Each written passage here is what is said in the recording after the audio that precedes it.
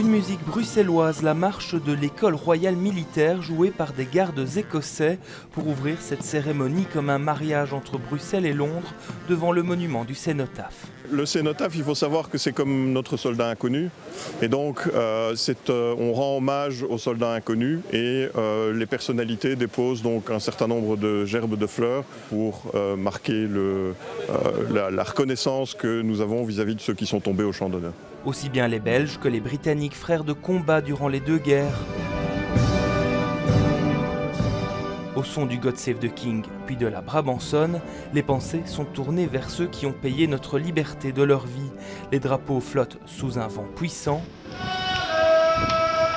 Des couronnes sont déposées notamment par notre ministre des Affaires étrangères. C'est la preuve qu'ensemble nous sommes plus forts, que l'union fait la force, comme on le dit si bien en Belgique, et que nous avons été capables, dès la Première Guerre mondiale, de nous unir pour défendre nos valeurs de liberté, d'indépendance, de respect de l'intégrité territoriale, qui sont en réalité les mêmes valeurs pour lesquelles nous soutenons aujourd'hui l'Ukraine. Autour du monument, les 300 militaires belges sont armés, une exception accordée uniquement à la Belgique. Car la Belgique est la seule à pouvoir défiler ainsi au cœur de Londres en armes et en uniforme.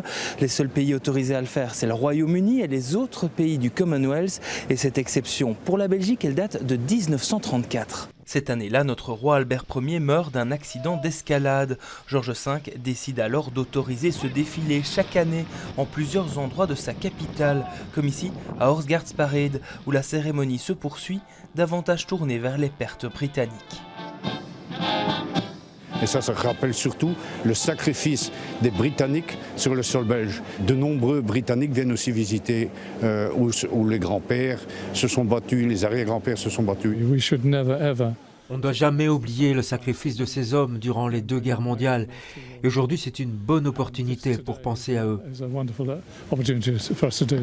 Et comme pour les symboliser, d'autres jeunes, ces Bruxellois de l'école royale militaire qui préparent cet événement depuis un moment déjà. On a des sessions de drill afin de se préparer le mieux possible à ces parades. Et au fil des années, on prend l'habitude d'exécuter le drill et donc de participer à des parades qui n'ont pas lieu en Belgique. Dernière étape du défilé, une parade dans Westminster, dans ces rues fermées d'habitude très fréquentées, autour des milliers de curieux venus applaudir nos vétérans. C'est fantastique cette tradition et que d'autres pays que nous puissent y participer ici pour se souvenir. Je vais voir mon grand-père qui défile et voilà, c'est une tradition qu'il fait depuis des dizaines d'années, donc on vient le voir défiler. C'est quelque chose qu'on ne voit pas tous les jours, oui. Le défilé aura duré un peu plus d'une heure. L'an prochain, le roi Philippe y participera à l'occasion des 90 ans de cette cérémonie.